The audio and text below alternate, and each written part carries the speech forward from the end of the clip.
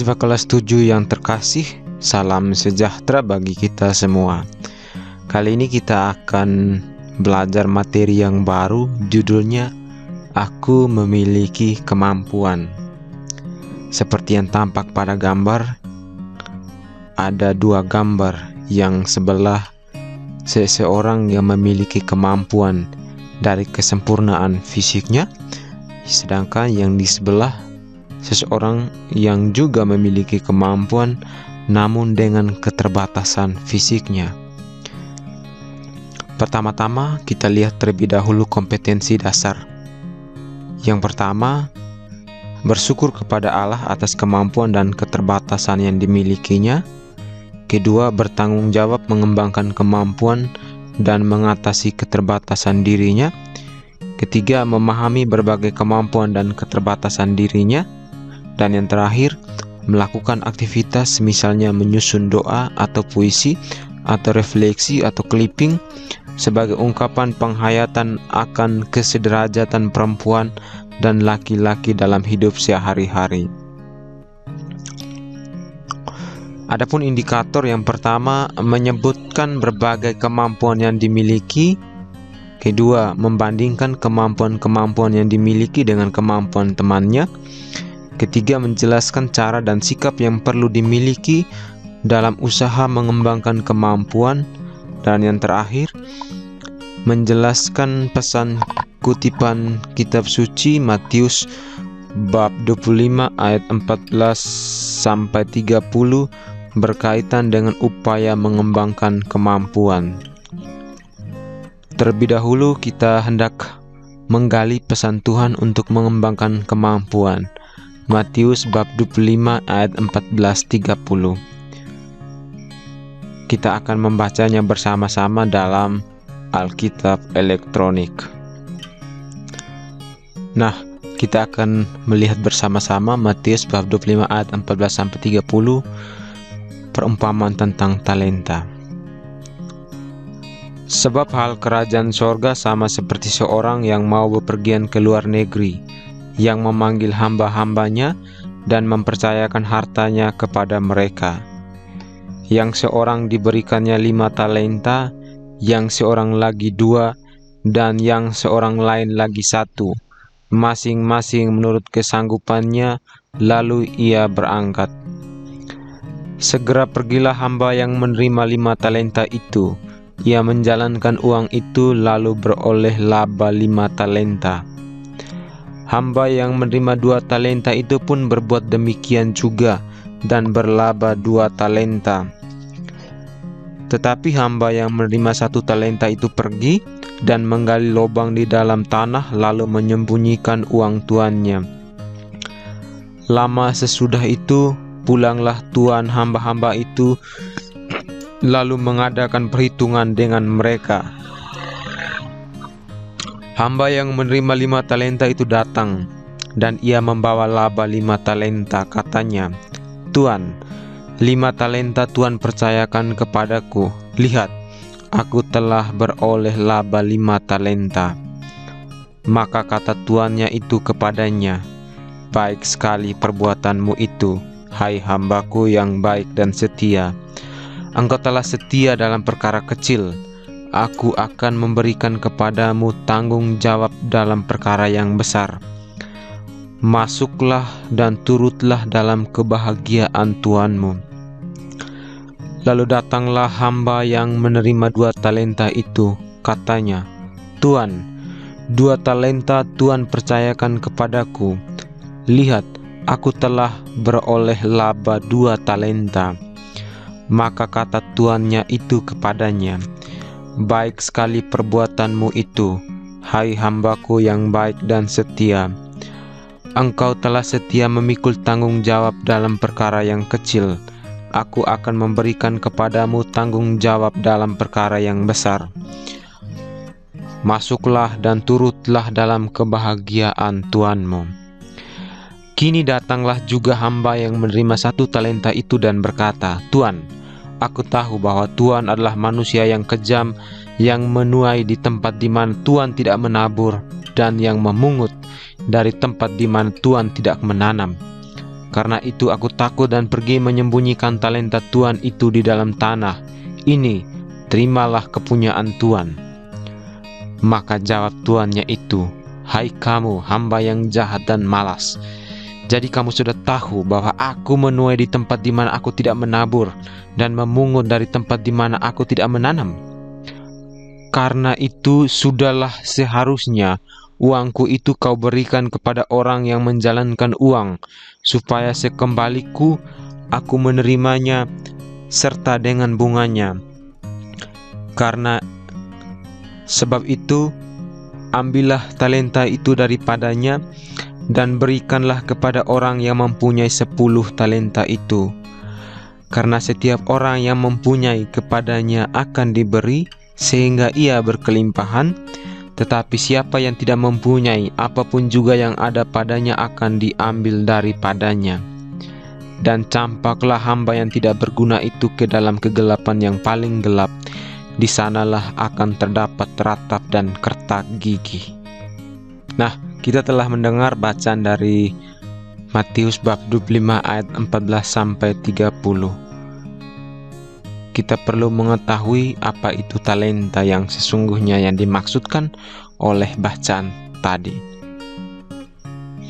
Nah, seperti yang telah dikisahkan dalam Matius bab 25 ayat 14 sampai 30, yaitu perumpamaan tentang talenta, digambarkan 2 sikap terhadap talenta tersebut.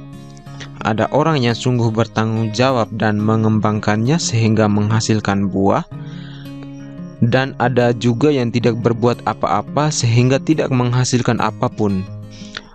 Perlakuan Tuhan kepada 2 sikap tersebut juga berbeda. Kepada mereka yang bertanggung jawab dan mengembangkannya, Allah mengajak mereka berbahagia bersamanya. Namun, kepada mereka yang tidak bertanggung jawab dan tidak mengembangkannya, Tuhan merasa sedih dan dengan terpaksa mengambilnya kembali karena talenta yang dikaruniakannya tidak menghasilkan apa-apa. Terhadap talenta yang kita miliki, Tuhan menghendaki agar talenta itu dikembangkan demi kepentingan bersama. Talenta tidak selalu harus diartikan sebagai bakat atau keterampilan, melainkan segala kemampuan khusus yang dengannya kita mampu mengembangkan diri menjadi pribadi yang utuh serta dapat melayani sesama. Setiap orang pasti mempunyai kemampuan atau potensi dalam dirinya. Tugas setiap orang adalah menemukannya. Untuk dapat menemukan kemampuan diri membutuhkan bantuan orang lain. Selanjutnya Tuhan memberikan kepada setiap orang talenta sebagai karunia secara berbeda-beda. Adanya perbedaan kemampuan membuat kita menjadi pribadi yang unik.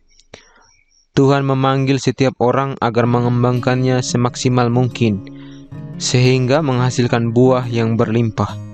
Setiap orang harus bertanggung jawab terhadap talenta yang dikaruniakan Tuhan kepadanya. Karena kemampuan kita berbeda-beda, Tuhan menghendaki agar kita bekerja sama dan saling melengkapi satu sama lain. Dengan kata lain, talenta yang kita miliki perlu dikembangkan demi kepentingan bersama. Nah, selanjutnya kita akan melihat bagaimana cara mengembangkan kemampuan. Yang pertama sudah pasti bahwa untuk mengembangkan kemampuan, kita harus melatih diri terus-menerus tanpa takut salah atau gagal. Kedua, masuk dalam kelompok atau organisasi yang mempunyai minat yang sama sehingga dapat saling mengembangkan. Dan yang ketiga, belajar dan berani bertanya kepada orang yang lebih pengalaman. Tentu setiap kita mempunyai cara masing-masing untuk mengembangkan kemampuan. Nah, terhadap cara itu saya sarankan bagi kita sekalian untuk mengembangkan kemampuan kita dengan cara kita masing-masing. Dalam mengembangkan kemampuan, kita memerlukan sikap-sikap yang kita perlukan agar kemampuan itu dapat kita kembangkan sehingga menghasilkan buah. Yang pertama, sikap yang perlu diperoleh ialah tidak mudah putus asa. Sekalipun gagal, dia terus berulang kali mencobanya. Kegagalan adalah sukses yang tertunda. Kedua, tekun. Dia harus tekun terhadap apa yang ia sukai dan sukai apa yang ia tekuni. Ketiga, disiplin. Selanjutnya, berusaha dengan keras, karena tidak ada satupun yang bisa menghasilkan kalau tanpa kerja keras. Yang terakhir, menyertakan Tuhan dalam setiap usaha. Saya mengutip beberapa gambar. Di sini dikatakan ada 8 kunci sukses. Yang pertama, passion. Kedua, kerja. Ketiga, fokus. Keempat, motivasi. Kelima, ide. Keenam, pengembangan diri. Ketujuh, melayani. Kedelapan, tekun. Tentang berusaha dengan keras, kalian dapat melihat pada gambar di mana dia berusaha sekeras mungkin untuk mendorong batu ini ke atas bukit. Tampaknya konyol. Selanjutnya, never give up. Jangan pernah menyerah.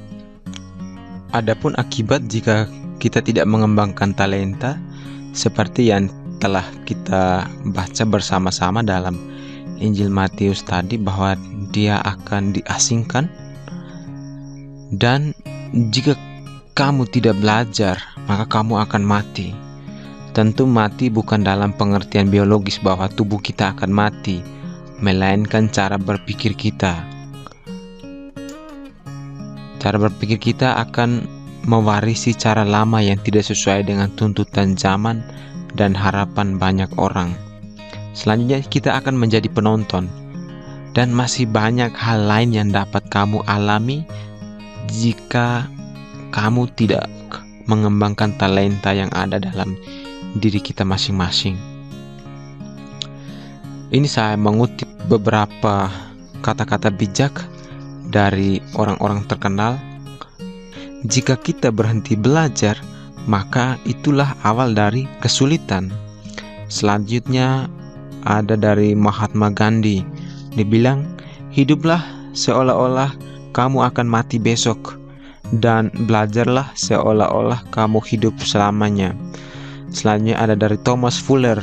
Dibilang, semua hal itu sulit sebelum menjadi mudah.